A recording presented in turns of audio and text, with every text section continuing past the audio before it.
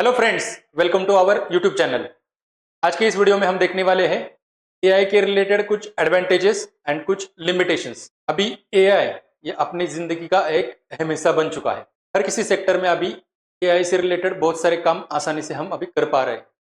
जैसे डिजाइनिंग हो गया, अगर एनिमेशन करना है, मैकेनिकल रिलेटेड कुछ प्रोजेक्ट है डिजाइनिंग के, कैड कैम जैसे, या फिर सिविल लाइन में भी हमें कुछ आर्किटेक्चरल डिजाइन बनानी है, तब भी हम एआई के इस्तेमाल से आसानी से बना पा रहे हैं। ये बहुत ही अच्छी एक अचीवमेंट है। हर कोई आदमी, भले ही वो टेक्निकल बैकग्राउंड से नहीं रहेगा, वो भी आसानी से डिजाइनिंग, कोडिंग, डेवलपमेंट आसानी से कर रहा।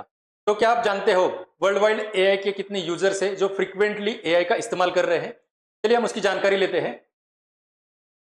तकरीबन 1.2 बिलियन यूजर्स हैं जो एआई के डिफरेंट टूल का इस्तेमाल कर रहे हैं उनके डेली नीड के लिए, और 15% ग्लोबली ऐसे लोग हैं जो कंटिन्यूअसली एआई का इस्तेमाल करके अपने काम कर रहे हैं। और अगर एम्प्लॉयज की बात की जाए तो 30% ऐसे लोग हैं जो कंटिन्यूअसली एआई का इस्तेमाल कर रहे हैं, उस पर पूरे डिपेंडेंट हो चुके हैं। It's a very big percentage. तो सोचिए एआई से अभी कितने लोग अभी डिपेंडेंट हो चुके हैं। तो जैसे उसमें कुछ प्लस पॉइंट है, जाहिर है उसमें कुछ लिमिटेशंस भी रहेगी। तो आज का इस वीडियो हम स्पेशली उसके लिए लेके आए हैं, जहाँ पे हम अभी डिस्कस करेंगे एडवांटेज एंड लिमिटेशंस के बारे में। तो हम देखते हैं कौन से एआई टूल्स अवेलेबल हैं जिससे हम डेवलपमेंट कर सकते हैं। तो उसमें सबसे पहले है चैट जीपीटी हो गया, ग्रॉक है, उसके बाद में डीप सीक है, फिर परप्लेक्सिटी है, एंड अभी क्लाउड कोड भी आ चुका है। ये सारे एआई के टूल्स है। और भी बहुत सारे टूल्स अवेलेबल है, लेकिन ये मोस्ट पॉपुलर टूल्स है जो हम फिलहाल के लिए अभी इस्तेमाल कर रहे हैं। इसकी मदद से हम कोडिंग कर सकते हैं। ये एआई टूल्स के साथ साथ हमें आईडी की भी जरूरत होती है। आईडी मतलब इंटीग्रेटेड डेवलपमेंट एनवायरनमेंट। ये आईडीज एक फ्रेमवर्क है जहां पे हम एक्चुअल कोडिंग करते हैं। करंटली बहुत सारे आईडीज में ऑलरेडी एआई इंटीग्रेटेड है। तो चलिए हम डिफरेंट आईडीज की एक रफली आइडिया ले लेते हैं। इसमें पहले है VS कोड, दूसरा है कर्सर, एंड थर्ड वन अभी न्यूली आ चुका है, लॉन्च हो चुका है, एंटी ग्रेविटी। ये तीनों भी आईडीज में अभी एआई इंटीग्रेटेड हो चुका है और हम डायरेक्टली वहां से एआई का इस्तेमाल करके पूरी डेवलपमेंट कर सकते हैं। स्पेशली अगर हम बात करेंगे ऑटोमेशन की, ट्रेडिंग की स्ट्रेटेजीज के ऑटोमेशन की, तो इनके जरिए हम आसानी से हमारी पूरी डेवलपमेंट, हमारी स्ट्रेटेजीज डेवलप कर सकते हैं। तो आपके मन में एक सवाल आया रहेगा, तो उसमें से कौन सा आईडी इस्तेमाल करना चाहिए? तो हर एक की अलग अलग चॉइस है। कोई लोग VS कोड इस्तेमाल करते हैं क्योंकि वो लाइट वेट है, बहुत फास्टर है। कोई कर्सर इस्तेमाल करता है, कोई एंटी ग्रेविटी इस्तेमाल करता है। एंटी ग्रेविटी अभी करंटली लॉन्च हो चुका है। ये तीनों की अलग अलग खासियत है, उनके अलग अलग स्पीड परफॉर्मेंस है। तो हम नेक्स्ट हमारे आते हैं मेन पॉइंट पर, जो है एडवांटेजेस एंड लिमिटेशंस। तो एक एक करके हम पहले एडवांटेजेस देख लेते हैं, बाद में हम लिमिटेशन की तरफ बढ़ते हैं। तो पहला एडवांटेज है फास्टर डेवलपमेंट। Faster development. हम क्या करते हैं, पहले एक प्रॉम्प्ट बनाते हैं, वो प्रॉम्प्ट हम एआई टूल को दे देते हैं। एआई टूल उसका एक कोड जनरेट करा के देता है और वो कोड हम कॉपी कर लेते हैं और हमारे आईडी में पेस्ट कर देते हैं।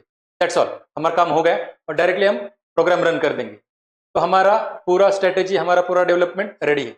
इतना ही काम हमें करना है। प्रॉपरली जो स्ट्रेटेजी है उसको वन बाय वन हमें प्रॉम्प्ट देना है, प्रॉपरली प्रॉम्प्ट देना है, स्टेप बाय स्टेप। जैसे हम प्रॉम्प्ट दे देंगे वो विद इन सेकेंड्स हमें पूरा कोड जनरेट करा के देगा। इतना सिंपल है। इससे हमारा जो डेवलपमेंट का टाइम है ना, वो बहुत कम हो चुका है अभी। तो उसके आगे क्या है, हमने कोड कॉपी पेस्ट कर लिया, रन कर दिया, वो डायरेक्टली एग्जीक्यूट होगा क्या? पॉसिबिलिटी 50-50% है। एक तो डायरेक्टली एग्जीक्यूट हो जाएगा या फिर कुछ एरर्स दे देगा। वो एरर्स सिंटैक्टिकल भी हो सकते हैं या फिर लॉजिकल भी हो सकते हैं। एज पर आवर रिक्वायरमेंट अगर प्रॉपर हो गया तो अच्छी बात है, लेकिन कभी कभी नहीं होता तो हम क्या करेंगे, जो एरर्स आ रहे हैं ना, वापस एआई टूल को दे देंगे। एआई टूल क्या करेगा, उस एरर्स को पूरा निकाल देगा, उसके नए सोल्यूशन दे देगा। उसको हमें लेना है और वापस हमारे आईडी में पेस्ट कर, नहीं काम है। तो वो क्या करता है, बग डिटेक्शन का भी काम करता है। तो समझ में आ रहा है, नॉर्मली कोड बना दिया, उसमें कुछ एरर्स आ गए, वो भी वो सॉल्व करके दे रहा है। देखो कितना आसान हो गया है ना। पहले कैसे था, पूरा कोड बनाओ, उसमें से एरर ढूंढो कहां पर है, प्रॉपरली देखो, तो कुछ टेंशन नहीं। जो भी है वो एरर्स वो सीधा दे दी आपको, उसका रिजल्ट रेडीली अवेलेबल। ठीक है। तो उससे क्या हो जाता है, जो बिगिनर्स है, स्पेशली दो students that from non technical background, जैसे मैकेनिकल हो गया, सिविल हो गया, केमिकल हो गया, वो लोग भी अभी एक्सपर्ट हो रहे हैं आईटी फील्ड में। ये मैं मेरे एक्सपीरियंस से बोल रहा हूँ। मेरे जो दो स्टूडेंट है ना, एक था मैकेनिकल बैकग्राउंड से और दूसरा था केमिकल बैकग्राउंड से। 3 महीने पहले जब वो मेरे पास आए तो उनको है ना टेक्निकल नॉलेज कुछ भी नहीं था। तो जैसे ही उन्होंने मेरा कोर्स कर लिया तो अभी वो पूरे एक्सपर्ट हो चुके हैं वो एआई की मदद से उनकी खुद की स्ट्रैटेजीज बना रहे हैं और फ्रीलांसिंग करके अच्छा खासा पैसा भी कमा रहे हैं। तो ये क्या करता है, बिगिनर्स के लिए बहुत हेल्पफुल है।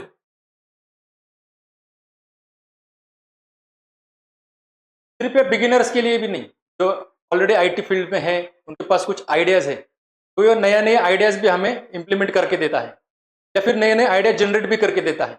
आपके पास कुछ तो कॉन्सेप्ट है, उस कॉन्सेप्ट सिर्फ आपने एआई टूल को दे दिया, तो उसके ऊपर वो पूरा रिसर्च करता है, आपका टाइम पूरा बचाता है रिसर्च करने का, और वो रिसर्च से जो भी आउटपुट आएगा ना, वो आपको रेडिली एक अवेलेबल करा के देता है।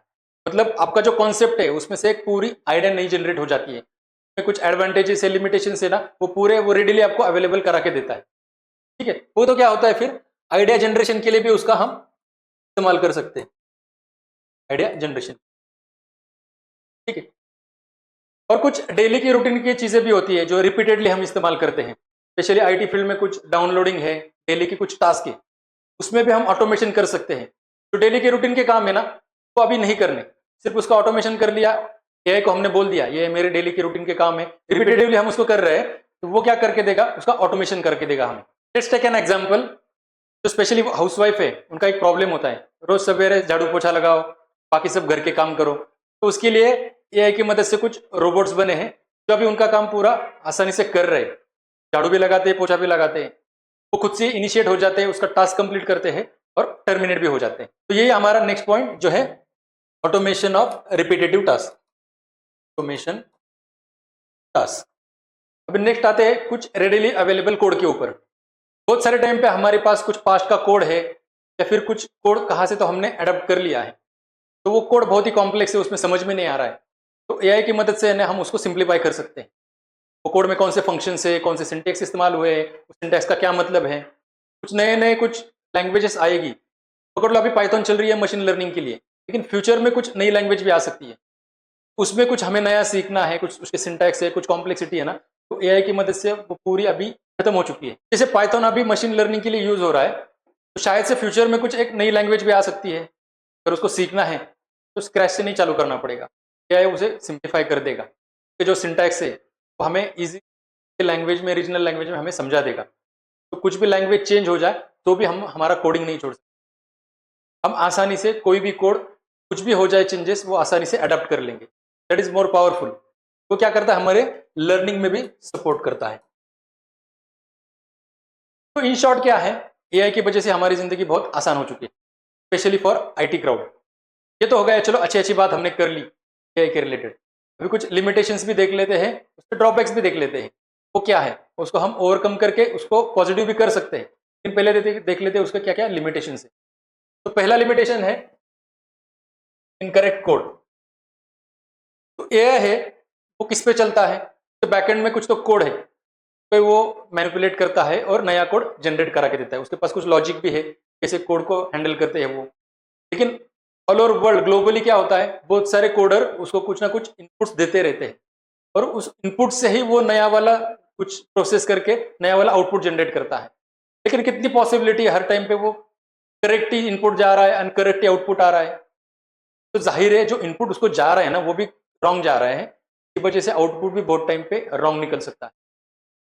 ठीक है, ये एआई की ये लिमिटेशन है, जो आपको कोड मिल रहा है ना, वो करेक्ट ही होगा, इसकी कुछ गारंटी नहीं है। लेकिन इसको ओवरकम कैसे करते हैं, इसके लिए आपको चाहिए कोडिंग के जो बेसिक बेसिक फ्लो है उसके बारे में जानकारी चाहिए।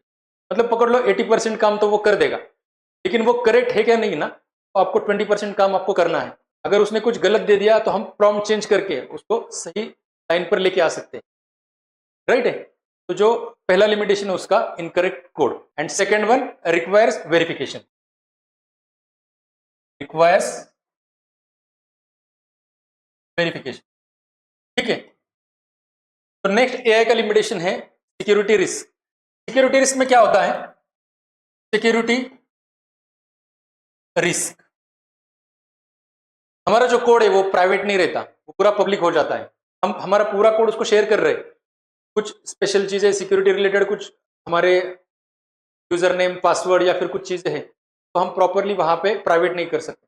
ये बहुत ही इंपॉर्टेंट है, सिक्योरिटी जो हमारे कोड के लिए जरूरी है प्रॉपरली होनी चाहिए।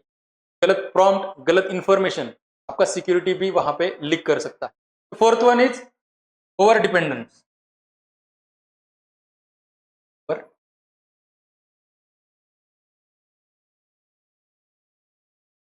मैंने यहाँ पे मेरे डिफरेंट डिफरेंट बैचेस में ये ऑब्जर्व किया है, जो नए लोग आते हैं वो बहुत ही डिपेंडेंट हो जाते हैं एआई पे, मतलब कुछ ज़्यादा सोचते ही नहीं है, जस्ट प्रॉम्प्ट दे दिया, कुछ आउटपुट मिल गया, उसे कॉपी पेस्ट कर लिया, नेक्स्ट वापस उसमें एरर्स आ गई, उसको भी कॉपी पेस्ट कर लिया, उसको सॉल्यूशन मिल गया।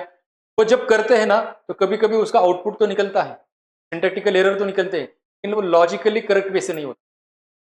तो उस टाइम पे क्या होता है, अगर उनको मैंने बोल दिया कि अभी ये आपका रॉन्ग हो रहा है, उसको वापस से क्लियर करो, ये आपका लॉजिक गलत है, सिंटैक्टिकली तो करेक्ट है बट लॉजिकली इनकरेक्ट है, तो उसमें से वो डिफरेंशिएट नहीं कर पाते।